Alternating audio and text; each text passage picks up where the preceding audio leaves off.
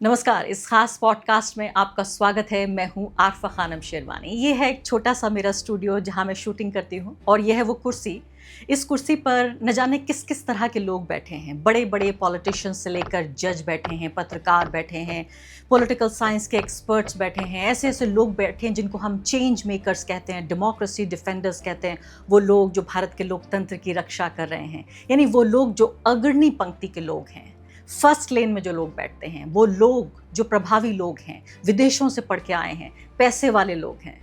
लेकिन आज इस कुर्सी पर एक ऐसा शख्स बैठेगा जिस शख्स के पास न पैसा है, न पावर है, ना ही वो अभी तक एक चेंज मेकर था।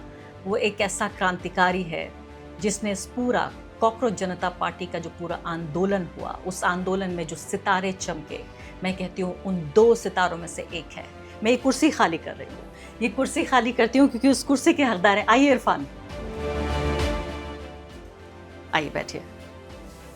इस कुर्सी पर इरफान बैठेंगे, मोहम्मद इरफान। इनको कौन नहीं जानता।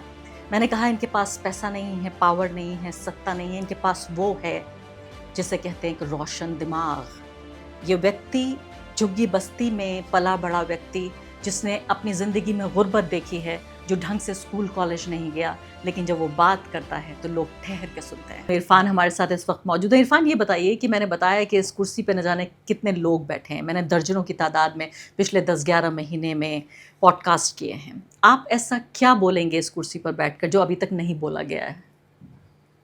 मैं आपसे बहुत सारी बातें कहना चाहूँगा और मैंने देखा है आपको करीब से और आपसे बहुत कुछ सीखा है कि इस कुर्सी पे बहुत वर्तमान में किसी राज्य के गवर्नर भी बैठे हैं और बहुत सारी हस्तियां बैठी हैं और आपकी पत्रकारिता एक अलग लेवल की है। वायर का नाम है दुनिया में, देश में नहीं दुनिया में। और आपको दुनिया के ताकतवर लोगों को से आपको बात करते देखा है। आज मैं इस कुर्सी पे बैठा हूँ, क्या कहूँ समझ नहीं आता। बस अपने अंदाज में कहता हूँ। आदम गोंडवी कहते थे जो ढलोजी ना कर सका वो काम कर देंगे, कमीशन तो दो ये हिंदुस्तान नीलाम कर देंगे। वाह। जो ढलोजी ना कर सका ये हुक्काम कर देंगे, थोड़ा कमीशन तो दो ये हिंदुस्तान नीलाम कर देंगे। ये वंदे मातरम का गीत गाते हैं सुबह उठकर, बाजारों में चीज़ों के दुगने दाम कर देंगे। ये जो सरकार है, वर्तमान की जो सरकार है बाजी, इसकी चुपड़ी चुपड़ी बातें और सांप्रदायिक राजनीति देश को बहुत बड़ा नुकसान पहुंचा रही, देश के लोगों का नुकसान पहुंचा रही। सत्ता का तो हित हो रहा है, जो वर्तमान में जो सरकार है वो लगातार चुनाव जीत रही है, वो अलग विषय, उनका फायदा हो रहा है। लेकिन देश की बड़ी आबादी, मेहनतकश आबादी, मिडिल क्लास पूरी तरह तबाह और बर्बाद हो रहा है। तो इरफान, मैं एक ऐसी पत्रकार हूँ जिसने युद्ध कवर किए हैं, मैंने सांप्रदायिक हिंसा कवर की है इंटरव्यू करने के अलावा। मैं अभी अभी ईरान से लौटी हूँ जहाँ बम बरस रहे थे। आप सोचिए कि मैं जिस फ़्लाइट में चढ़ने वाली थी वो अकेली फ़्लाइट थी जो 3 दिन के अंदर तेहरान से उड़ी थी किसी और देश के लिए। और मेरे पास 2 ऑप्शंस थे। पहला, या तो मैं फंस जाऊँ वापस जाकर शहर में, या फिर यह है कि हवा में उड़ जाए जहाज़ और वहाँ पर हमला हो जाए अमेरिका का। ऐसे में भी कभी मेरी आँख से एक आंसू नहीं निकला जब मैं आपका वीडियो देख रही थी। मेरी टाइमलाइन पे आया ट्विटर पे। एक चीज़ आपने कही थी ललन टॉप से इंटरव्यू में, जिसमें आपने कहा था व्यक्ति की गरिमा। आपके उस पूरे 5-6 मिनट के भाषण के बाद सुनने के दौरान मैंने जब व्यक्ति की गरिमा सुना तो मुझे लगा पिछले 12 साल में हमारी ये गरिमा ही कुचली गई है। वो गरिमा जिसका संविधान ने वादा किया था। ये संविधान से लगाव कैसे आपको हुआ, और जब आप कहते हैं व्यक्ति की गरिमा तो आप क्या कहना चाहते हैं? मैं ये कहना चाहता हूँ कि वो जो संविधान की जो प्रस्तावना है, जैसे मेरा नाम मोहम्मद इरफान है तो मेरे नाम से ही मेरे पूरे जीवन को समझ सकते हैं। मेरी पूजा पद्धति, खान पीन, रहन सहन, मरना जीना सब मेरे नाम के साथ जुड़ जाता है। इसी तरीके से आपको पूरा संविधान पढ़ने की ज़रूरत नहीं है। संविधान की जो वो प्रस्तावना है वो पूरी सोच है संविधान की। वो यही कहती है कि इक्वालिटी, समानता, हर चीज़ में बराबरी, किसी भी चीज़ में किसी को छोड़ा ना जाए। लेकिन मैं कहता हूँ 1992 के जो वो संविधान सभा में जितने भी वो पवित्र आत्माएं थी जिन्होंने इस देश को इतना खूबसूरत संविधान दिया कि किसी के पर भी किसी धर्म, जाति, समुदाय को लेके किसी को प्रताड़ित ना किया जाए, किसी को अछूत ना किया जाए, किसी को वंचित ना रखा जाए किसी से। लेकिन 1992 के बाद बहुत ज़्यादा समय 2026 तक बीत गया। फिर हम भारत में पीछे मुड़ के देखते हैं तो भारत में बहुत सारी कमियां हैं। भारत में करप्शन है, भारत में शोषण है, भारत में नशा है, भारत में सांप्रदायिकता है। उस भारत में जहाँ अशफाक उल्लाह खां और शहीद भगत सिंह और राम प्रसाद बिस्मिल, मौलाना आज़ाद जैसे लोग रहे हैं, जहाँ गांधी और अंबेडकर हैं, उस भारत में जब हम देखते हैं कि मैं एक आंदोलनकारी हूँ, बहुत लंबे समय से आंदोलनों में रहा हूँ बाजी, तो मैंने अन्ना आंदोलन से लेकर अब तक क्या सभी आंदोलनों में और नागरिक धरने प्रदर्शनों में रहा, तो मैंने इस सरकार की सोच को, उसके पैटर्न को समझा है। जब हम CNRC आंदोलन में देश की दूसरी सबसे बड़ी अक्सरियत सड़कों पे थी और गांधीवादी तरीके से अपनी मांगों को लेके बैठी थी, पूरी दुनिया ने देखा कि हम किस तरीके से सड़कों पे बैठे थे और देश के सरकार के बड़े बड़े मंत्री किस तरीके के बयान दे रहे थे, हिंसात्मक शब्दों की और हिंसा की कोई जगह नहीं साफ सुथरे लोकतंत्र में, और संवैधानिक पदों पे बैठा हुआ व्यक्ति तो बिल्कुल भी नहीं। लेकिन देश के प्रधानमंत्री ने कहा कि इन्हें कपड़ों से पहचान लीजिए। अरे मैंने तो सुना कि कपड़े नंगे बदन को ढकने के काम आते हैं, ये कब से रिलीजन और नेशन की पहचान बन गए? और फिर गांधी को कैसे पहचानेंगे जो कपड़े नहीं पहनते? हाँ, और उन लोगों को कैसे पहचानेंगे जो बिल्कुल नंगे हैं?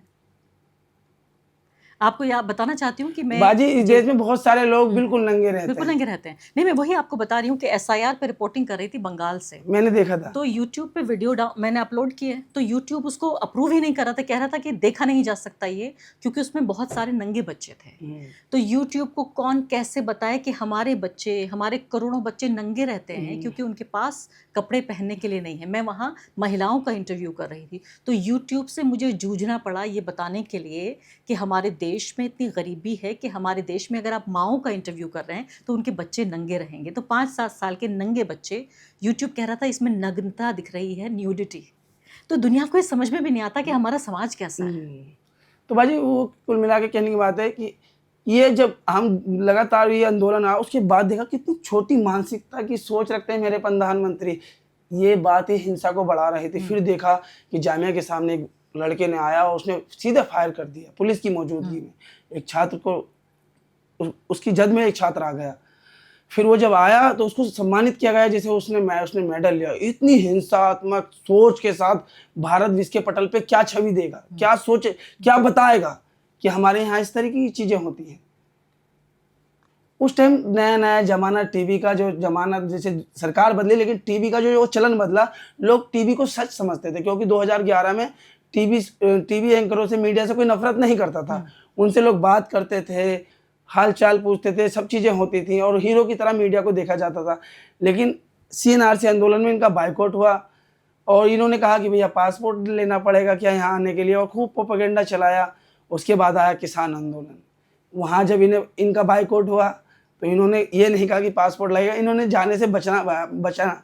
फिर ये हर नागरिक धरना प्रदर्शन, ये विश्वास खो गए, ये कहीं जा नहीं सकते। CGP में तो इनके लिए ऐसा था कि ये जा ही नहीं सकते थे। अच्छा, ऐसा था, क्योंकि सभी लोग इस देश में, अगर कोई भी सड़क पे आज के टाइम में है तो वो आपसे बात करना चाहता है, आरफा से बात करना चाहता है, दिल खोल के बात करना चाहता है। लेकिन नेशनल मीडिया के प्रति उसके अंदर घृणा है। अच्छा, हम इतने परेशान हो, फिर हमारे क्राउड में आके हमें गाली बकोगे, तो लोग हिंसात्मक होते हैं। ये वजह आपने देखी। अब मुझे अपना सफ़र के बारे में बताइए कि CJP के प्रोटेस्ट में आप रोज़ आते थे? मैं वहीं रहता था भाई, मैं रोज़ नहीं आ जा सकता क्योंकि आप तो बहुत दूर रहते हैं। मैं बहुत दूर रहता हूँ। तो मेरी एक वजह है कि जैसे मैं घर से 150 रुपये लेके निकला। अच्छा। 10-20 रुपये मैंने इधर उधर के लिए रख लिया और 54 रुपये मैंने साइड कर दिया अपने, कि मुझे उस 54 रुपये से राजीव चौक से घेवरा मोड़ जाना है। अच्छा। घर के लिए, उसे छेड़ूंगा नहीं। और अपनी रणनीति ऐसे बनाता था, क्योंकि आंदोलन में मैं डेली आ नहीं जा सकता। फिर डेली आऊँगा जाऊँगा तो घर पे आर्थिक बोझ पड़ेगा, 100-150 का ही सही, लेकिन बहुत भारी पड़ जाएगा।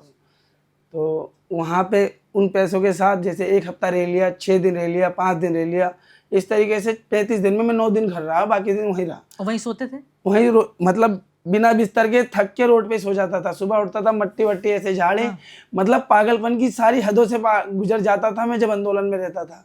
मैं खो जाता था और मैं अपना जितना ज़्यादा कर सकूं उतना करता था। और मैं फ्रंट लाइन का कार्य करता हूँ आंदोलनों में, पुलिस के ठीक सामने खड़ा होता हूँ, यानी कि भीड़ के पीछे, यानी बैरिकेड के ऊपर चढ़ने वाला कार्य करता हूँ मैं। और बहुत इस दरमियान बहुत सी चीज़ें हुई हैं। और लक्ष्मी नगर में जन्मा था, सलम बस्ती में सभी लोगों को सारी चीज़ें बताई हैं और साहित्य से इस दुनिया को समझने की कोशिश करी। महापुरुषों के करीब गया, किसी भी तरीके से यूट्यूब के माध्यम से इन चीज़ों से, और जैसे आप लोगों से कुछ सीखा। और आंदोलनों में रहने के कारण मैं आयशा से, एसएफआई से, एआईएसएफ से और एनएसयूआई के कार्यकर्ताओं में रहा, छात्र मजदूर संगठनों में रहा, मानवाधिकार कार्यकर्ताओं के बीच में रहा, वकीलों के बीच में रहा, सोशल एक्टिविस्टों के बीच में रहा, पत्रकारों के बीच में रहा। तो उसका प्रभाव कहीं ना कहीं मेरे जीवन में पड़ता है, और जब कैमरे के सामने बैठता हूँ तो वो दिखता है, क्योंकि स्कूल तो गया नहीं। स्कूल कभी नहीं गया आप? नहीं। फिर पढ़ना कहाँ सीखा? प्रथम आंगनवाड़ी में भेजा। मुझे पढ़ लिखना नहीं आता। अच्छा, मुझे बिल्कुल लिखना नहीं आता। और आप हिंदी में नहीं लिख सकते? नहीं, अंग्रेजी का कोई शब्द नहीं पढ़ सकता, ना लिख सकता हूँ। हिंदी को थोड़ा बहुत पढ़ सकता हूँ। तो ये फिर जो ज्ञान आया ये कहाँ से आया? कोई ज्ञान वान नहीं है, जमाने की धुतकार में ये सारी चीज़ें थी। और मैं कहते हैं कि मैं छोटी सी उम्र में जब 2011 का जो समय आया ना बाजी, तो मैं दिल्ली एयरपोर्ट पे गाड़ी वाड़ी धोने का काम करता था। मेरी उम्र 19-20 साल थी। तो 5,000 रुपये मुझे मिलते थे। उस टाइम पीरियड में 3-4 घटनाएं घटी। एक तो काउंटी हरदीप चड्ढा शूट आउट हुआ, देश का बड़ा उद्योगपति घराने में इस तरीके की चीज़ें हुई। फिर निर्भया कांड आया, फिर अन्ना आंदोलन, ये तीनों चीज़ें आसपास थी और देश में उथल पुथल मच रही थी घोटाले को लेके, ये वो अगड़म बगड़म, ये चारों चीज़ें जो है ना, इन चीज़ों से मैं बड़ा प्रभावित हो रहा था। ये हो क्या रहा है कि मैं एयरपोर्ट पे था तो रजौकरी में शूट आउट हो गया। इतने बहुत पता चला कि वो देश के दूसरे सबसे बड़े शराब कारोबारी हैं, रियल इस्टेट में उनका पैसा लगा हुआ है।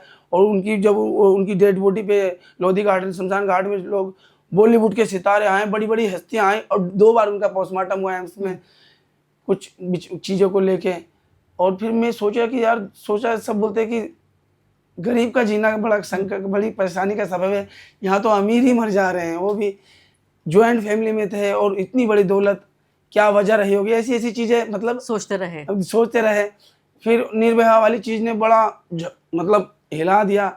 सुशील कुमार शिंदे गृह मंत्री होते थे कांग्रेस में देश के, बड़ा हिला दिया कि यार ये क्या, मतलब ये चीज़ें तो हद से परे की बात है, क्योंकि वो मेरे ठीक सामने की घटना थी।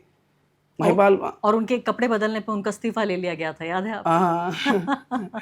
तो आप ये कह रहे हैं ये सब घटनाएं आपको प्रभावित कर रही थी। तो लोग कहते हैं सबसे बड़ी पहचान है भारत में मजहबी पहचान, लेकिन मुझे लगता है आपकी पहचान, मुझे लगता है हमेशा कि पहचान सिर्फ एक ही होती है आदमी की, वो होती है पैसे की पहचान। सिर्फ 2 ही जात हैं इस दुनिया में, वो है अमीर और गरीब। जी भाई। मैं आपके अंदर मुसलमान को नहीं देखती, मैं सिर्फ अमीर और गरीब की ज़ात को देखती हूँ। और मुझे लगता है आप जो हैं वो आपकी ज़ात है गरीब ज़ात। और इसी तरह से आपने दुनिया को और भारत को देखा। मैंने अपने अंदर मतलब मैंने इस देश की बड़ी मेहनत का आबादी को, जो गाँव में, खेत में, खलिहानों में, बाग में, बगीचों में, सड़कों पे, फैक्ट्री में और कारखानों में है, आज संगठित क्षेत्रों में है, जिसके पास एसआई नहीं, पीएफ नहीं, कोई न्यूनतम मजदूरी नहीं, और जो अपना खून पसीनाबाजी लगा रहा है इस देश के राष्ट्र निर्माण में, उसको मिला क्या है? उसको तो अपनी मेहनत का पैसा भी नहीं मिला। और देश में बार बार जब कहता हूँ कैमरे पे, तो बहुत लोग कहेंगे यार एक ही बात को क्यों दोहरा रहे हो? दोहराने की बात नहीं है। इसके लिए 18,000 मिल ले, 6,000, 8,000 रुपये महिलाओं को, पुरुषों को 14-15,000 रुपये, ये किस तरीके का आर्थिक शोषण, शारीरिक और सामाजिक शोषण है। अपनी मेहनत का पैसा भी आपको नहीं मिलेगा तो आप ज़िंदगी कैसे जिएंगे इस महंगाई के ज़माने में? ज़िंदगी नहीं, अभिशाप बन जाएगी। इसीलिए मैं कहता हूँ, मिल मालिक के कुत्ते भी चरबीले हैं, लेकिन मेरे देश के मजदूरों के चेहरे पीले हैं। इस व्यवस्था में फैले अंधेरे को मिटाना है, उनकी मेहनत का वाजिब पैसा उन्हें दिलाना है। क्या शानदार बात कही है, क्या शानदार। और गरीबों में से ही निकला हुआ एक ऐसा नेता, मैं कहती हूँ कि अभी तक एक ऐसा हीरा है आप जो धूल नहीं, खा रहा आपका था। प्यार है, इस तरीके से नहीं। मैं अपने आप को ज़मीन पे आज भी सुबह झोपड़ी में से सो के आया हूँ। मैं मच्छर काट रहे थे रात को। उन चीज़ों से आदत हो गई थी कि अपमान से, धुतकार से, इन सब चीज़ों में रहे हैं हम, तो इन चीज़ों से वो चीज़ नहीं लगता। और पुलिस या उसका डर भी नहीं लगता, क्योंकि हमारे पास कुछ नहीं है खोने के लिए, और ऐसी कोई खुशनुमा ज़िंदगी भी नहीं जी है, और ना अपनी ज़िंदगी से खुदा की कसम कोई शिकायत है। अल्लाह ने जैसे रखा, उस मालिक का बड़ा शुक्रगुजार हूँ। लेकिन हाँ, मैं सोच से बड़ा खुले सोच का आदमी हूँ, साफ देखता हूँ, बिल्कुल साफ। ये नज़र कहाँ से मिली? नज़र और नज़रिया दोनों चीज़ें पूछूंगी आपसे। एक ऐसा आदमी जिसको कहा जाता है निरक्षर है, अक्षर नहीं पढ़ सकता, अनपढ़ भी कहते हैं लोग उसको रूट तरीके से, मैं खुद को गंवार भी कहता हूँ। गंवार भी कह देते हैं। एक अनपढ़ गंवार, एक निरक्षर, एक इलिटरेट, कितने प्यारे प्यारे नामों से आपको पुकार रही हूँ मैं। कैसे ये नज़र और नज़रिया कहाँ से मिला? लोग कहते हैं सब कुछ शिक्षा से मिलता है। देखिए, मैंने बार बार कहा, मैंने मैंने मुझे दो चीज़ दुनिया में सबसे प्यारी लगती है अपनी ज़िंदगी में, और जो मैं सबसे ज़्यादा जिनसे प्यार करता हूँ, एक पत्रकार से और एक छात्र से। अच्छा। मैं बहुत प्यार करता हूँ और क्योंकि शुक्रिया। नहीं, आंदोलन के मंच पे 3 लोगों का सर्कल रहता है, हाँ। पुलिस, प्रदर्शनकारी और पत्रकार। पत्रकार। ये एक सिक्के के 3 पहलू हैं और मैं एक प्रदर्शनकारी हूँ। पिछले लंबे समय से नागरिक धरना प्रदर्शनों में रहा और सब कुछ रही, सारी चीज़ें रही हैं। लेकिन मैं ना, जब मैं ये देखता हूँ कि प्रधानमंत्री और पूरी सरकार बड़ी-बड़ी बातें करती हैं। 2024 का एनसीआरबी का डाटा है कि 1,70,746 मौतें हुई हैं खुदकुशी की। उसमें सबसे बड़ा नंबर 31% दिहाड़ी मजदूरों का था। वजह एक थी कि घर में आर्थिक तंगी और मानसिक तनाव। हर दिन 467 और हर मिनट 3 लोगों ने जान दी। तो हम सवाल करेंगे आपसे, ये कैसा भारत है जी? ये कैसा अमृत काल है? ये कैसा स्वर्ण काल है? एक कैसा विश्व में आपका डंका बज रहा है? आप महिला सुरक्षा और सम्मान की बात करते हैं। मैं उस भारत से आता हूँ जिस भारत की 13,13,000 महिलाएं गायब हो गई हैं, जिनकी उम्र 10 लाख तो वो हैं जिनके आसपास 18 साल की उम्र रही और बहुत बड़ी संख्या में नाबालिग रही। आपकी कमीज का बटन भी घिस जाए, सरकार तो पूरी दुनिया में ढूंढ लेता है। आप विपक्षी नेताओं के तहखानों से नोट ढूंढ लेते हैं। ये जिंदा महिलाएं गई कहाँ? आप तो महिला सुरक्षा और सम्मान की बात करते हो और ये नंबर 19, 20, 21 का है।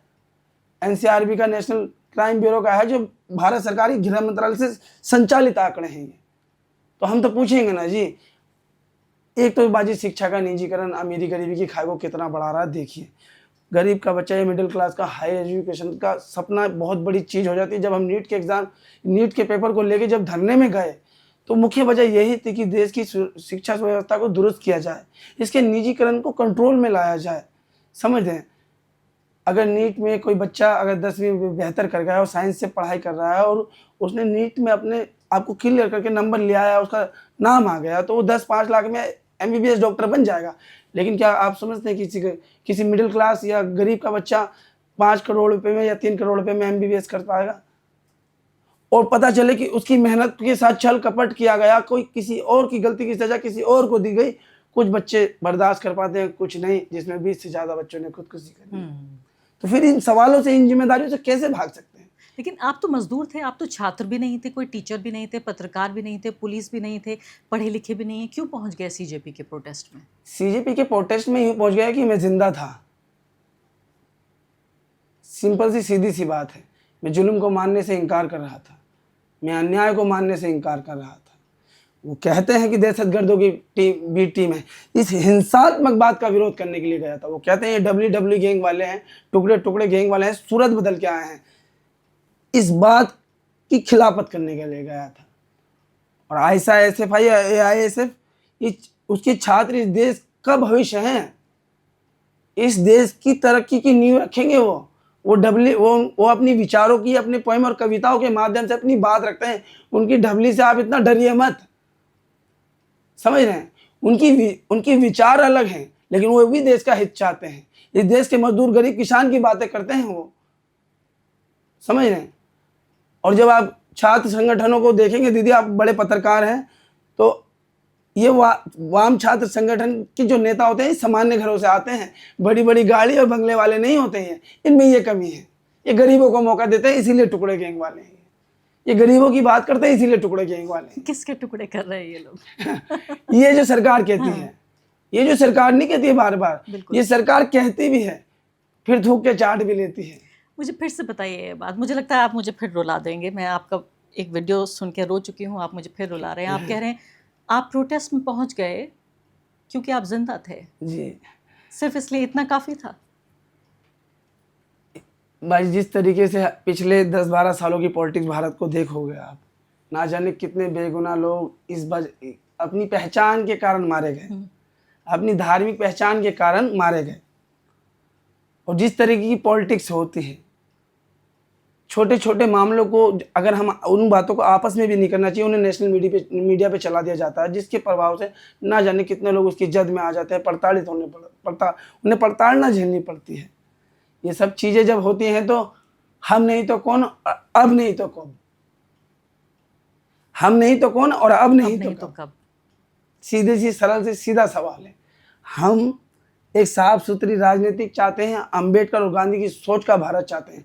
हम स्वामी रामकृष्ण परमहंस और राजा राम मोहन राय की भी सोच का भारत चाहते हैं, लेकिन हम गोडसे की विचारधारा का भारत नहीं चाहते, जहाँ एक दुनिया के एक अहिंसा के पुजारी को मार दिया गया और उसके मुंह से लास्ट लब निकला, हे राम। ऐसे नहीं निकलता, ये आत्मा में, आचरणों में होता है जब शब्द निकलते हैं ईश्वर के आपके लास्ट टाइम। उस सोच के व्यक्ति को, उस सोच की सरकार को हम कैसे स्वीकारें? ठीक है, आप छल से, कपट से लोगों को गुमराह भ्रमित करके कितने दिन और कितने साल, एक दिन ये अंधेरा छटेगा, एक दिन सूरज। इरफान, अगर मैं आपसे पूछूं कि इस वक्त देश की सबसे बड़ी 3 समस्याएं कौन सी हैं? देश की 3 सबसे बड़ी समस्याएं, देखिए बाजी, सबसे बड़ी समस्या तो ये है कि देखिए सारी चीज़ें सब कुछ बेहतर रहेंगी, सबसे बड़ी चीज़ है कि इंसान को इंसान से घृणा नहीं होनी चाहिए, नंबर 1। नंबर 1। ठीक है। दूसरी, हर किसी को स्वाभिमान और एक बेहतर जीवन मिलना चाहिए, उसकी कैपेसिटी के हिसाब से, व्यक्ति की गरिमा। हाँ, व्यक्ति की गरिमा के हिसाब से, मतलब वो जिस लायक हो, अगर वो श्रमिक है तो उसकी मेहनत का वाजिब पैसा मिलना चाहिए। आपकी स्केल 18 है तो उसे 12 नहीं मिलनी चाहिए, आपकी ड्यूटी 8 घंटे की है तो उसे 11 घंटे नहीं कराया जाए, उसे बंधुआ मजदूर ना बनाया जाए। कुल मिला के मुझसे राहुल जी कह रहे थे कि मजदूरों के अधिकार होते हैं और गुलामों के नहीं। भारत में गुलाम है, मजदूर नहीं। वाह। मजदूर नहीं है भारत में, गुलाम है, क्योंकि उसके कोई अधिकार नहीं। आप उस कुर्सी पे बैठी हैं, ये कैमरा आपका चल रहा है, ये स्टूडियो आपका है। इस स्टूडियो से जो भी आपने करा है उसका आपके परिवार के लोगों के जीवन में बदलाव दिखता है।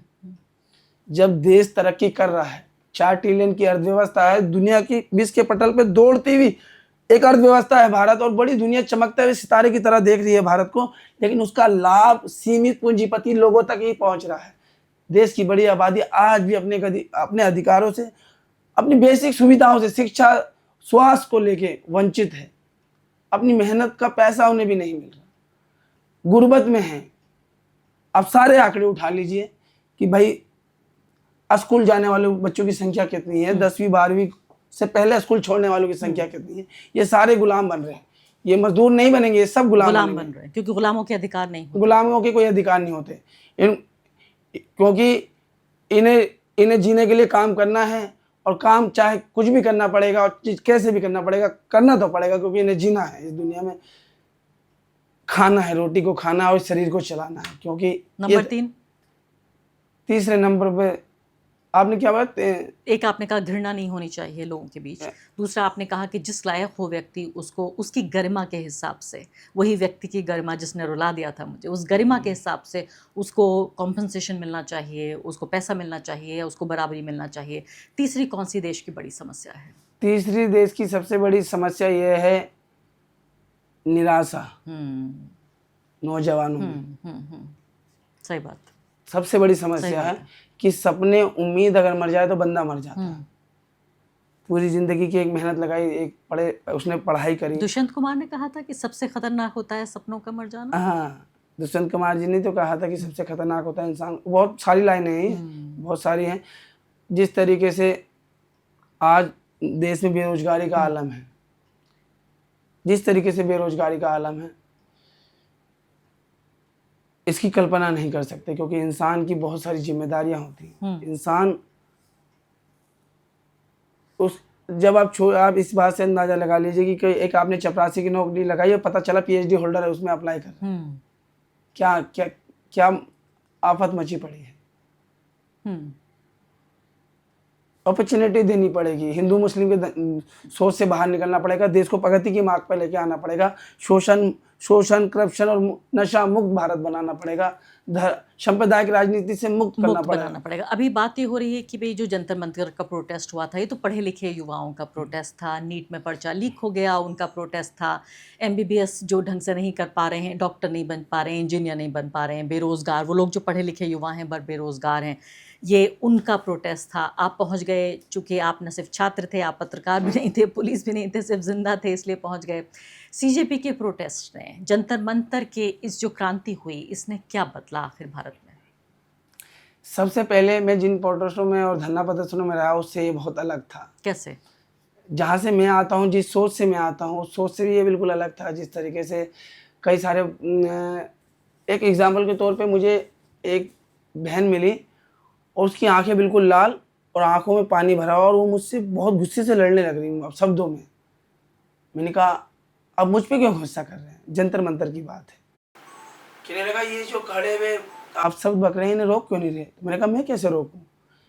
कहा आप ही तो लीडर बन रहे हैं, मुझे कह रही है मुझे कह रही है बहन कि आप ही तो लीडर बन रहे हैं, सारी वीडियो आप ही की जा रही है। वो मुझसे कहने लगी और फिर उन्होंने कहा नमस्कार, चली गई।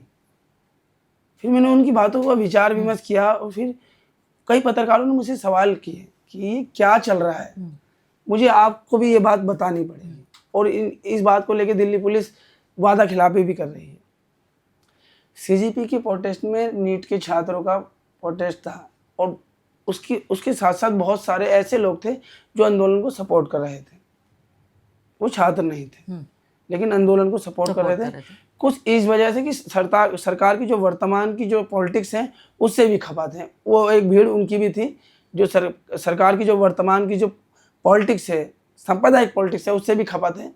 उसी में उस खपा होने वाले लोगों में सभी धर्म जाति समुदाय के लोग थे, कोई एक नहीं था। और उनमें बहुत सारे लोग ऐसे भी थे बाजी जो आज के ज़माने का एक फैशन है कि ये रील चल गई यही बनाओ, ये चल गई यही बनाओ, भाई यही बनाओ। अब अश्लीलता वाली जो रील है इंस्टाग्राम पे जो ट्रेंडिंग में गई, उससे बहुत सारे जो नई पीढ़ी के इंस्टाग्राम के शौकीन रखते हैं वो करने लग गए। उससे नाम बदनाम हुआ छात्रों का, लेकिन वो हकीकत में रीलबाज थे। अच्छा, ऐसे लोग भी घुसाए थे? ऐसे लोग भी घुसाए थे जो सिर्फ रील चाहते थे कि किसी तरीके से मुझे फेम मिले। और ये मैंने एक बहन को कहा बहन आप कैमरे से हटो, बच्चे गालियां बक रहे हैं। तो वो बोली नहीं मैंने 12वीं किया, आगे की पेपर दिया, मेरा पेपर लीक हुआ है। मैंने कहा जाओ मैं तो तुम्हें इसलिए कह रहा हूँ, लड़के गालियां बक रहे हैं, तुम कैमरे में वायरल हो जाओगी। तो वही तो चाहिए था। तो मैंने इसलिए बोला, तो बोली नहीं। तो मैंने कहा जाओ। तो आपने बहुत सारी वीडियो देखी होंगी जहाँ बच्चियां भी गालियां बक रही हैं। तो कुछ चीजें ऐसी थी कि मुंह से बोली जा रही थी और कुछ चीजें ऐसी थी जो स्लोगन पे थी। जो स्लोगन पे थी वो छात्र थे। वो नीट के छात्र थे, बायोलॉजिकल 8-10 घंटे पढ़ते थे। वो हिस्ट्री पे आपसे कैसे डिबेट करें। और 20 तारीख के जुल्म और तानाशाही के और दमनकारी जिस तरीके की नीति अपनाई पुलिस ने और सरकार ने, उसके बाद जो वो खपा हुए तो उन्होंने अपने जेएनजीपन की सारी हदें और सारे पागलपन दिखा दिया, सारी चीजें दिखा दी। मतलब उन्होंने कोई कमी नहीं छोड़ी। आप ये देख लीजिए, अगर उनके बीच में ये माइक दिख गया ना नेशनल मीडिया का, तो चाहे वो लेडीज क्यों ना, वहाँ की बच्चियां ही ना, उन्हें आंसू पे आपको रोना पड़ जाएगा उनके साथ। मतलब वो कहते तो आप आए कैसे यहाँ। तो ये एंकरों की और मालिकों की, जो चैनल मालिक हैं, उनकी गलतियों और उनके गुनाहों का खमियाजा भुगतना पड़ रहा है रिपोर्टर को। और हाँ, ये तो रिपोर्टर भी आपको बता देंगे। मैं खुद निकालता था रिपोर्टरों को कि जाइए आप, प्लीज जाइए। एक दिन मैं बैठा हुआ, TV 9 मराठी के पत्रकार मेरे सामने आए, तो मैंने कहा देखिए आप अपना प्राइम टाइम खोलिए, अभी क्या बोल रहे हैं आंदोलन के बारे में। कहने लगा मैं मराठी हूँ।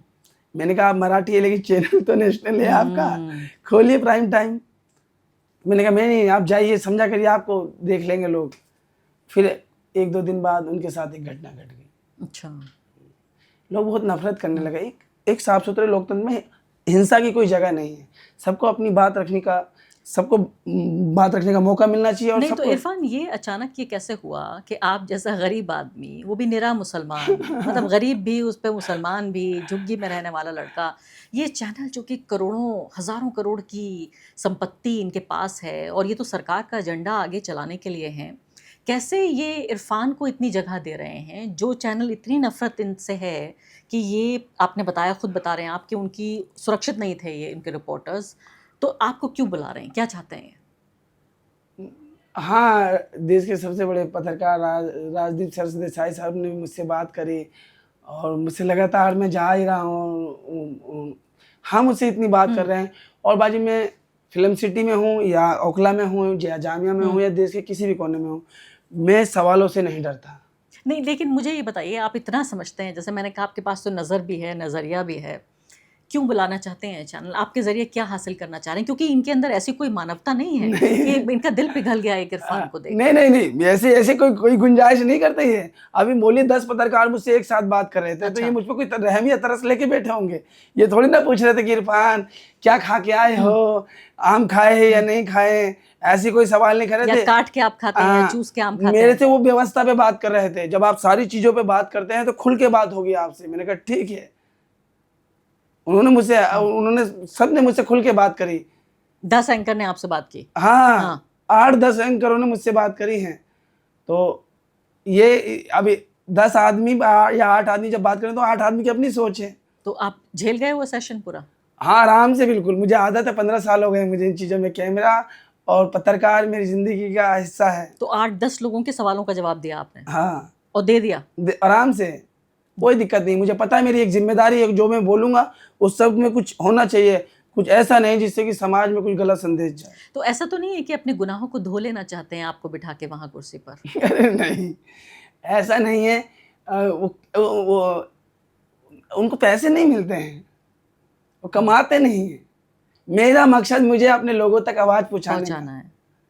समझते हैं? उनकी 6-6 घंटे में 10-10 लाख व्यूज आ रहे हैं। देख लीजिए आप, 6 घंटे में 10-10 लाख मिलियन पे वीडियो जा रही है। तो अर्थशास्त्र है इसके पीछे? मतलब समाज शास्त्र नहीं है इसके पीछे, अर्थशास्त्र है। और मेरा मकसद ये है कि मैं सरकार के समक्ष और देश के लोगों के समक्ष अपनी बातों को रखूं। ना कल इरफान किसी शोहरत में था, ना आज इरफान किसी शोहरत में। इरफान कल भी झोपड़ी में सो रहा था, आज भी झोपड़ी में सो रहा हूँ। और इमरान प्रतापगढ़ी भाई गया ना, वो मेरी कौम के रहनुमा भी हैं और साहित्यकार भी हैं, और देश की दूसरी सबसे बड़ी आबादी को रिप्रेजेंट कर रहे हैं राज्यसभा में कांग्रेस की तरफ से। उन्होंने मुझे 50,000 रुपये दे दिए। मैंने कहा भाई मैं इस तरीके का नजरिया नहीं रखता, मत दीजिए। कहा कि अल्लाह ने कहा कि आप पे मालो दौलत हो तो दावत क्या करो और लोगों की मदद क्या करो। मैं आपके अब्बू अम्मी को दे रहा हूँ, आपको नहीं दे रहा हूँ। अगली बार आओगे तो सिर्फ चाय पिलाऊंगा। अच्छा किया लेकिन उन्होंने?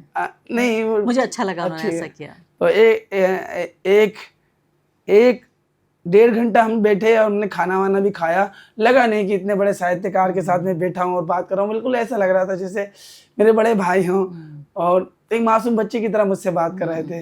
फिर मैंने उनसे कुछ ऐसे सवाल किए जो मैंने आपसे भी कल किए थे। मैं आप कैमरे पे नहीं हम आएंगे उन सवालों पे भी, हम आएंगे। मुझे बताइए, नहीं छोटी मोटी उस बारे में बात जरूर करेंगे, वो भी जरूरी है। तो उन्होंने कहा ठीक कह रहे हो आप। नहीं, मैं आपसे पूछना चाहती हूँ कि आप क्यों वायरल हुए? क्या लगता है वायरल हुए? हाँ, ऐसी क्या बात आपने कही जो लोगों को इतनी पसंद आई? नेताओं को, आम लोगों को, टीवी के उन एंकरों को जिनको किसी बात से कोई फर्क नहीं पड़ता। आप क्या समझते हैं क्यों हुए आप वायरल? मुझे नहीं पता, मैं तो अपनी बात रख रहा था।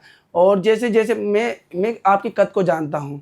जैसे आप मुझे सड़क पे मिल जाती आंदोलन के टाइम पहले दिन, तो शायद मैं आपसे बात भी ना कर पाता, रोने लगता। मैं कद के सामने उसकी ताकत को समझता हूँ, उसकी कद को समझता हूँ, उसकी पढ़ाई और उसकी समझ को समझता हूँ। जैसे रजत ने मुझे कहा कि आप मुझसे बात करिए, बैठिए, और उनका माइक जो वो लल्लन टॉप का था, मैं उसकी हस्ती को समझता हूँ। और मुझे बस ये समझता कि मैं कैसे इस जमाने का दर्द इस सामने रख दूँ। मैं कोई स्क्रिप्ट नहीं पढ़ रहा था। मैंने कहा कि मैं कैसे इस जमाने का दर्द इसके सामने रख दूं, जो दिन रात हमें कोसते हैं कि लाभ भारती लाभ भारती लाभ भारती। मैं उन्हें कैसे बता दूं कि हम जीएसटी देते हैं भाई तेरे को। हमारी 8-10 लाख रुपए की आमदनी नहीं है महीने की कि 2 लाख खर्चे किए और 8 लाख बचा लिए। हम तो 500 रुपये कमाते हैं तो 500 के 500 खर्चा कर देते हैं और सारा जीएसटी में जाता है। सही। मैं कैसे समझाऊं उसे? फिर मैं उन्हें कैसे समझाऊं कि ये जो बड़ी बड़ी ऊंची ऊंची इमारतें जिसमें विप्रो है, सिप्ला है, टाटा है, बिरला है, अडानी है, अंबानी है, तमाम बड़ी उद्योगपति कंपनियां हैं, ये चमकता हुआ इंडिया, उसमें मैं कैसे बताऊं इस चमकते हुए इंडिया में भारत बहुत पीछे छूट गया है। इस दौड़ती 4 ट्रिलियन की अर्थव्यवस्था में आज भी लोग अमान्य जीवन जी रहे हैं। अमान्य, सामान्य नहीं, अमान्य। मुझे लगता है इरफान, आप क्यों वायरल हुए, मेरा अपना आकलन क्या है, मुझे लगता है आपने हमारे समाज की एक ऐसी दुखती रग पर हाथ रख दिया जिसको ऐसा लगता है ना कि बहुत दिनों से कोई बीमार हो, बिस्तर पे लगा हो, ना उसे खाने पीने को ढंग से मिला हो और ना ही कोई उसको दवा मिली हो। उसके बाद अचानक कोई आया, आपकी तीमारदारी करने लगे, ये पूछने लगे कि इरफान तुम कैसे हो, तो आप बजाय इसके कि जवाब दें, आप रो पड़ेंगे। जी। तो मुझे लगता है आपके बयान से ये समाज रो पड़ा, क्योंकि बहुत दिनों बाद किसी ने उसकी दुखती रग पे हाथ रखा और पूछा कि मेरे देश के समाज, मेरे देश के मुआशरे, तुम कैसे हो।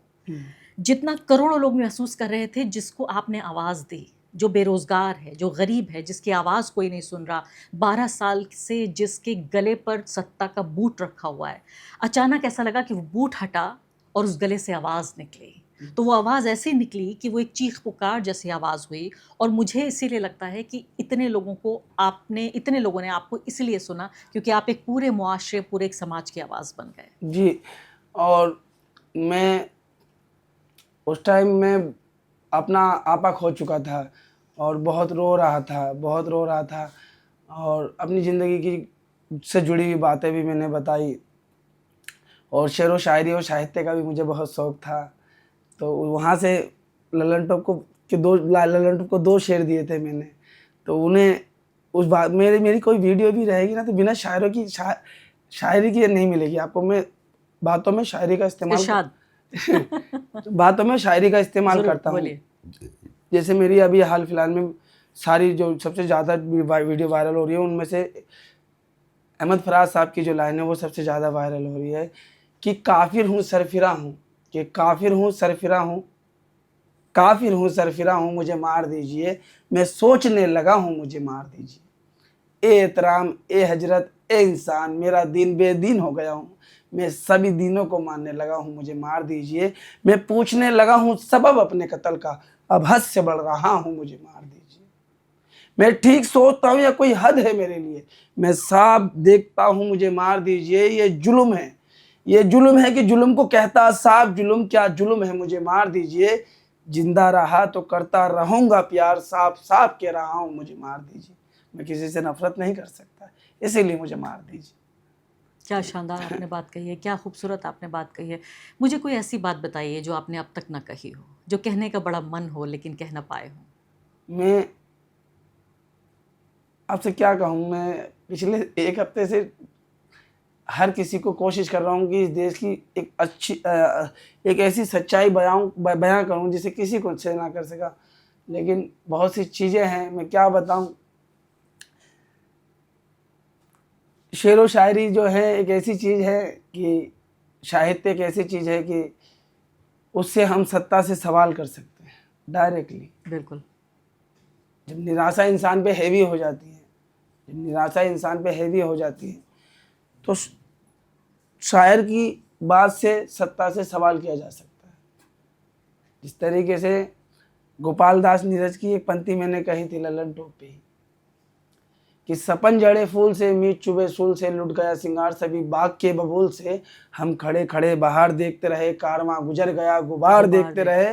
नींद भी खुली न थी कि हाय धूप ढल गई, पाँव भी उठे न थे कि जिंदगी फिसल गई। पात पात झड़ गए, साग साग जल गई, चाहत तो निकल सकी ना पर उम्र निकल गई। इस दर्द को महसूस करने की जरूरत है, क्या कह रहे हैं। और एक कविता, एक बहुत बड़ी कविता है, 7 मिनट की, कहो तो सुना दूं मैं आपको। शुरू कीजिए। शायर को शायर की, शीर्षक राम, आपने सुनी होगी। सुनी है आपने? सुनाइए। आपने सुनी है? नहीं। शीर्षक राम जी। नहीं, आप बोलना शुरू करेंगे तो मुझे याद आ जाएगा शायद। हाथ काट के रख दूंगा। हाँ हाँ, सुनी है? छोटा सुनाइए इसका एक हिस्सा। पूरी सुना दूं? पूरी सुना दीजिए। आज सुना दूं? सुना दीजिए आप, हम देख लेंगे। चलिए मैं इसका छोटा सुना देता हूँ कि भारत की नींव है कविताएं, सत्य हमारी बातों में, कलम हमारी तीखी और साहित्य हमारे हाथों में। तो सोच समझ कर राम कहो तुम, ये बस एक आर्टिस्ट का नारा नहीं, जब तक राम हृदय में नहीं तुमने राम पुकारा नहीं। तो राम पहले दिल में होनी चाहिए। बहुत प्यारी बात है।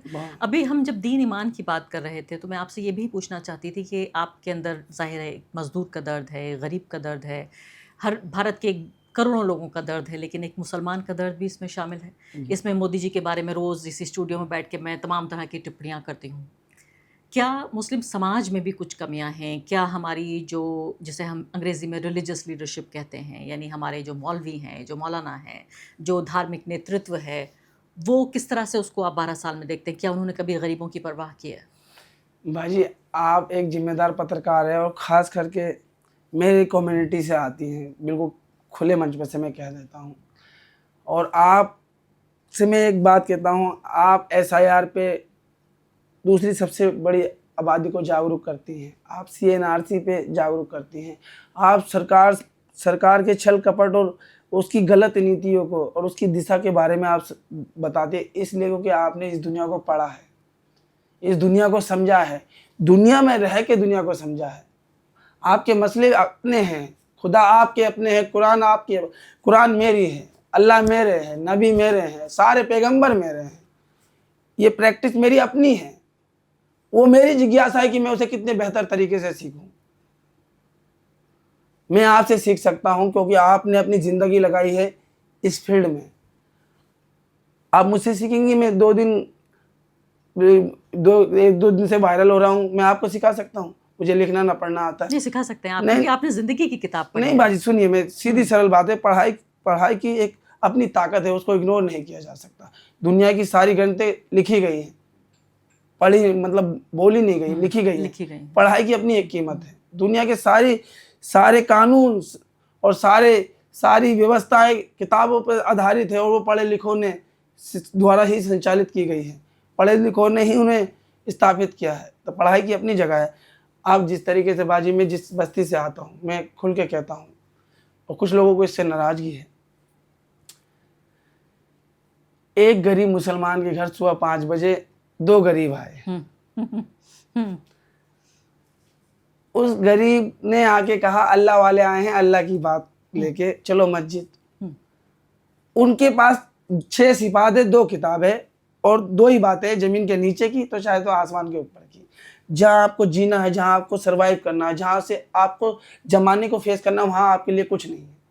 वो कहते हैं करने वाली जात अल्लाह की, वाकई में अल्लाह कादिर है, लेकिन अल्लाह ये भी तो कहते हैं हरकत पे बरकत है, करना तो आपको पड़ेगा ना। वो कहते हैं चलिए, और जो आपको लेके जा रहा है वो पीछे 40 दिन का उसका कोर्स हो रखा होगा या 4 महीने का, उसे भी ज़्यादा ज़िंदगी की बेहतर मतलब दुनियादारी की बेहतर समझ नहीं है, वो आपको लीड कर रहा है। अब आप कोई सोचिए कि इस देश की दूसरी सबसे बड़ी आबादी का बहुत बड़ा हिस्सा उनसे प्रभावित है, और जो उन्हें लीड कर रहा है वो दुनिया की इतनी बेहतर समझ नहीं रखता। अब उससे वो प्रभावित हो जाए, अब वो भी पूरी तरीके से 6 सिफात और 2 किताब में लग जाए और दुनिया से, और जो आप इस सोसाइटी की नज़रिए से मत देखिए, जो गरीब बस्तियों में इसका जो असर पड़ता है वो बहुत प्रभावशाली पड़ता है, बहुत प्रभावशाली पड़ता है। जो उसे लीड करते हैं वो बड़े बड़े बंगलों में रहते हैं, बड़ी बड़ी गाड़ियों में रहते हैं, और वो कहते हैं वो खानदानी रईस हैं जो इन्हें लीड कर रहे हैं, जो कहते हैं मत कमाओ पैसा, जो कहते हैं कि पैसा मत कमाओ, खुदा की राह में हाँ, कि उन्होंने खजूर से गुठली खाई है, कपड़ों पे कत्ता लगाए हैं, और उन्होंने कितनी गुर्बत में ईमान को दुनिया के कोने कोने तक पहुंचाया है। आप उनसे सीखो, उनकी हर चीज बहुत बड़ी है, ये कुर्बानी बहुत बड़ी है, अल्लाह की राह में बहुत कुर्बानियां देनी पड़ती है, और इसका रत्ती रत्ती का अजर तुम्हें मिलेगा, और तुम राय के दाने के बराबर भी ईमान दुनिया से बचा के ले गए तो खुदा की कसम इस दुनिया से बड़ी तुम्हें जन्नत मिलेगी। पुलसरात का रास्ते पे ऐसे चले जाओगे तुम, मन्ना कट कट के गिर जाओगे। समझ रहे हैं? ये सारी बातें। फिर वहाँ पे एक पुरुष है, उस पुरुष को बताया जाएगा कि अनार के दाने से भी ज़्यादा खूबसूरत होगी वो हसीना, और सूरज की रोशनी से भी ज़्यादा चमकेगी। और वो बहुत इंटरेस्ट कि हाँ कितनी अच्छी बात है। और शहद और नदियों की बहार आएगी, वो सारी चीज़ें, सारी गुर्बतें भूल गया, सारी परेशानी भूल गया और लग गया पूरी तरीके। इबादत करनी है बस उसको, और उसको दुनिया के, तो यही तो बात है कि आखिरत के लिए तैयार किया जा रहा है और दुनिया के लिए तैयार नहीं किया जा रहा। मुझे मुहावरा याद आ रहा है, कहा जाता है हिम्मत मर्दा मदद खुदा, यानी जब मर्द हिम्मत करता है तब खुदा उसकी मदद करता है। तो हिम्मत मर्दा मदद खुदा, और यहाँ पर जो है जो दुनिया इसके बाद आने वाली है उसके लिए तैयार किया जा रहा है। तो आप ये कह रहे हैं न सिर्फ कि हमारी सरकार, बल्कि मुसलमानों का जो रिलीजियस लीडरशिप है, जो उनका धार्मिक नेतृत्व है, उसने भी फेल किया है मुसलमानों को। भाई जिस तरीके से हम न्यायमूर्ति जोगिंदर सिंह सच्चर की रिपोर्ट आई 2005 में मनमोहन सिंह सरकार में, उन्होंने कहा कि मुसलमानों की हालत देश में आर्थिक, शैक्षिक और सामाजिक स्तर पे दलितों से भी बदतर हो गई। तो और क्या सुनना बाकी था इन्हें। लेकिन वो कह रहे हैं जाओ नमाज पढ़ो, वो कह रहे जाओ नमाज पढ़ो। अगर आपके पास एमई और जामिया ना हो तो फिर क्या है आपके पास, और वो भी चले जाएं आपकी राह पे। देखिए कहते हैं इस पानी को पीने के लिए गिलास की जरूरत होती है, इस दुनिया को जीने के लिए इल्म की जरूरत होती है। और कुरान की पहली लाइन मैंने पढ़ा नहीं है, लेकिन मैंने सुना है और समझा है कि इकरा यानी पढ़ो, पहला शब्द आया, सही बात। इकरा यानी पढ़ो। और आपने इनकी प्रैक्टिस से, इनसे जुड़े हुए लोगों से मैं जब बात करता हूँ ना, वो खाते कमाते ठीक ठाक भी हैं, तो भैया क्या रखा है, कौन सा नौकरी मिल रही है? नौकरी नहीं, आपको शिक्षा बेहतर इंसान बनाती है। आपको दुनिया के सामने खड़ा करते हैं। ये जरूरी थोड़ी ना कि हम स्कूल जाएंगे तो हमें कोई लालच ही है, हमें गवर्नर ही बनना है। उतनी काबिलियत भी होगी तो हम गवर्नर भी बनेंगे, लेकिन गवर्नर बन के सत्ता के गुलाम ना बने। एक गवर्नर साहब है ना, हाँ, गवर्नर भी बन गए, वो इसी धर्म के मानने वाले हैं जिसको सताया जा रहा है, और वहाँ सत्ता की गुलामी भी कर रहे हैं। खैर, उनकी बात ये बाजी, इस बात को लेके मुझसे लोग बहुत नाराज हो जाते हैं, लेकिन अगर अगर हम उससे जूझ रहे हैं तो हम नहीं और मैं भी गया हूँ, मैंने 40 दिन लगाई है। अच्छा। तीन दिन की जमातें कई बार लगाई हैं, लेकिन मैं चाहता हूँ कि वो 6 सिपात में 7वीं सिपात ये होनी चाहिए कि भैया उन्हें जो लीड कर रहे हैं वहाँ से, उन्हें ये बोलना चाहिए कि भैया गरीब मुसलमान के घर जब जाके ये सब चीज़ें बोली जा रही हैं, उसे ये भी बोल के भैया तो मस्जिद चल, बच्चों को फटाफट तैयार करके स्कूल भेज दे, भैया पढ़ना बहुत जरूरी है। बहुत प्यारी बात कही आप। मुझे लगता है आप सबको नाराज कर देंगे। आप तो हमें प्रधानमंत्री की वजह सरकार को भी नाराज करेंगे, हमारे मौलवियों को भी नाराज कर देंगे। बात ही ऐसी करते हैं, सब नाराज हो जाएंगे कि भाई देखिए, ये आदमी तो इतना सच बोलता है, इसको कैसे सहें? आपके इतने सच को हम सहें कैसे? नहीं, मैं इसलिए बोल रहा हूँ क्योंकि शिक्षा एक ऐसी चीज है, आज जिस इरफान को दुनिया देख रही है वो कुछ तो समझता होगा इस दुनिया को। जब भी तो मुझे आप सबसे बात करने का मौका मिला है, तो जब मैं महापुरुषों की बात कर रहा हूँ या संविधान की बात कर रहा हूँ या संवैधानिक मूल्यों की बात कर रहा हूँ, तो मैं पढ़ा नहीं लेकिन फिर भी समझा तो है। और इस समझ से मैं बार बार कहता हूँ कि मुझे पत्रकार और छात्रों से बड़ा प्यार और मोहब्बत है। तो इसलिए क्योंकि वो काबिल हैं, पढ़े लिखे हैं, उनसे मैं समझता हूँ, सीखता हूँ। तो आपकी मतलब आपकी नज़र में दुनिया है ही नहीं, आपको दुनिया से मतलब ही नहीं है, चाहे कैसे भी जी लेंगे। आखिरत की तैयारी हो रही है, बस आखिरत की तैयारी। मौत पल भर का पता नहीं, मौत बाहर है, एक दिन मरना है, ये दुनिया खाक है, कोई फायदा नहीं, किसके लिए ये सब बातें। और जाके अपने महल में सो जाएंगे फिर। जाके अपने महल। वो लोग जो लीड कर रहे हैं उन्हें ये नहीं पता वो कितना बड़ा नुकसान कर रहे हैं। उनके वो जितनी सरकार बहुत सारी पॉलिसी लिया है, उनकी नीयत तो है नहीं, वो लाएंगे भी नहीं। अगर ले आए भी तो जमीन पे वो स्कूल भेजे कैसे हैं? तैयारी नहीं है, जमीन पर तैयारी नहीं है। अब आखिरी आपसे 2 चीजें। पहली बात तो अब आगे का रास्ता, ये पूरी शोहरत, ये सब कुछ जो मिल रहा है इरफान को, नहीं, आप हर एक चीज के लायक हैं। आपने अपने आप को बनाया है, आप इतने दिनों से तैयारी कर रहे थे, अचानक एक मौके ने आके दरवाजे पे दस्तक दी, और ये शोहरत, ये इज्जत, ये अहमियत, जो भी कुछ आपको मिल रही है, हर एक शब्द, हर एक चीज़, हर एक मिनट के आप लायक हैं। मैं ये बात बहुत ज़िम्मेदारी के साथ कह रही हूँ। तो अगला इरफान के लिए क्या होगा?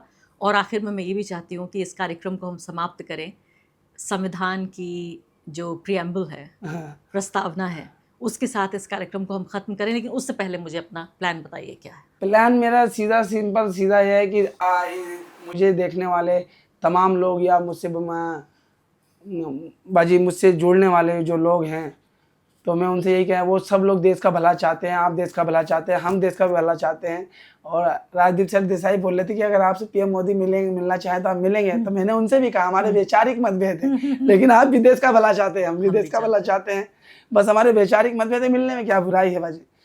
तो इसी तरीके से हम सब देश का भला चाहते हैं, एक साफ सुथरा भारत चाहते हैं और सबको सम्मानजनक जीवन मिले। ये लड़ाई बहुत लंबी है, मुझे पता है कि ये बहुत दूर का सफ़र है, इतना आसान नहीं है, लेकिन जो लड़ाई जो है ना, एक मजबूती लड़नी चाहिए और एक नज़रिया साफ सुथरा रखना चाहिए कि चलिए ठीक है।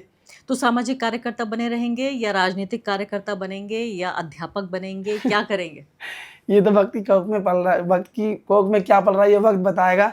लेकिन फिलहाल निष्पक्ष होके और फिर मैं अपने इतनी देर से राहुल जी के ऊपर बात बताइए ये गलत बात है। बताइए ये तो बहुत गलत है। क्या उनके मिलने से आपकी ज़िंदगी में कोई फ़र्क आया? भाई मैंने राहुल गांधी जी से के बारे में बात करनी चाहिए।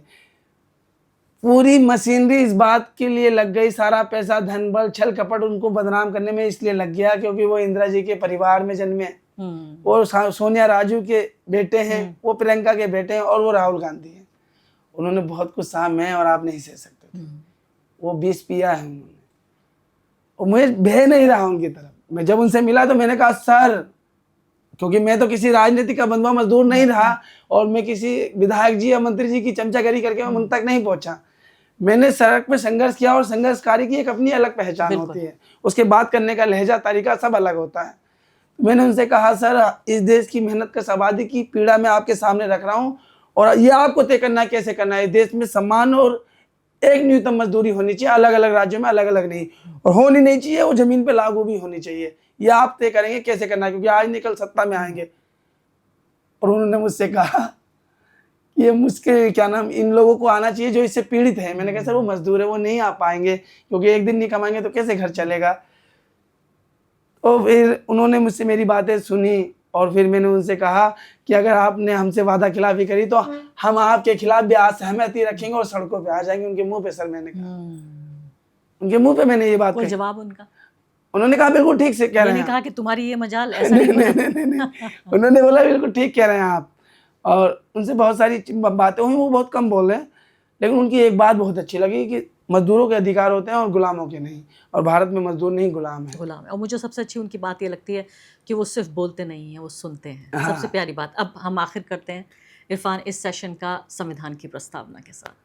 हाँ, मैं संविधान की प्रस्तावना पढ़ता नहीं, उसके हर शब्द को जीता और महसूस करता हूँ, और वो भारत के हर तरीके से भारत की एक रचना है। भारत के अनेकता में भी एकता है। सभी धर्म जाति समुदाय के जीवन को बेहतर करने की बात करता है। इस पर्यावरण प्रगति और जंगल जमीन को बेहतर और सुरक्षित करने की बात करता है कि हम भारत के लोग भारत को एक संपूर्ण प्रभु संपन्न समाजवादी धर्मनिरपेक्ष लोकतांत्रिक गणराज्य बनाने के लिए तथा उसके समस्त नागरिकों को सामाजिक आर्थिक और राजनीतिक न्याय विचार अभिव्यक्ति विश्वास धर्म और उपासना की स्वतंत्रता प्रतिष्ठा और अवसरों में समानता प्राप्त कराने के लिए तथा उन सब में व्यक्ति की गरिमा राष्ट्र की एकता अखंडता को सुनिश्चित करने वाली बंधुता को बढ़ाने के लिए दृढ़ संकल्प होकर इस संविधान सभा 26 नवंबर 1949 को अंकित अधिनियम और आत्म समर्पित करते हैं।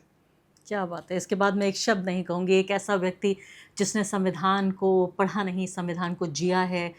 मुझे लगता है कि हमारे राष्ट्र निर्माता जब ये संविधान लिख रहे थे इरफान, आपके जैसे लोगों को नज़र में रखकर ये संविधान लिख रहे थे। बिल्कुल। और आज ये संविधान उसकी ये प्रस्तावना मुझे कामयाब लगती है। अगर एक आदमी पे भी लागू हो गई, आपने जिस तरह से इसको पढ़ा, मैं यकीन जानिए कि बिल्कुल रोंगटे खड़े हो गए जब आप ये पढ़ रहे थे। यही मैंने बाजी मुझसे ना मैं बस छोटी सी बात कर रहा हूँ। मुझे बाजी अभी एक पत्रकार ने कहा कि बतौर इरफान जिस तरीके से आप निडरता से पूछते हैं, और बहुत बड़े पत्रकार ने पूछा कि आपको डर नहीं लगता। मैंने कहा जिस दिन डर लगने लगेगा तो समझ लेंगे कि लोकतंत्र मर गया। मुझे अपनी बात रखने का पूरा अधिकार होना चाहिए, और हर किसी व्यक्ति को अपनी धर्म जाति पहचान से साइड हटके अपने मौलिक अधिकारों के तहत अपनी असहमति रखने का अधिकार होना चाहिए। हाँ, मैं जानता हूँ पिछले कुछ सालों में 19,000 से ज़्यादा लोगों पे यूएपीए लगे हैं। मैं जानता हूँ कि बहुत बड़ी संख्या में लोगों पे नेशनल सिक्योरिटी एक एनएसए लगा है। उसके बावजूद भी हम मानते हैं कि अभी संविधान हमें इस बात की जगह देता है कि हम तानाशाही हिटलरशाही के सामने खड़े हों और उसे झुकाएं कि अभी आप भी संविधान के दायरे में ही हैं।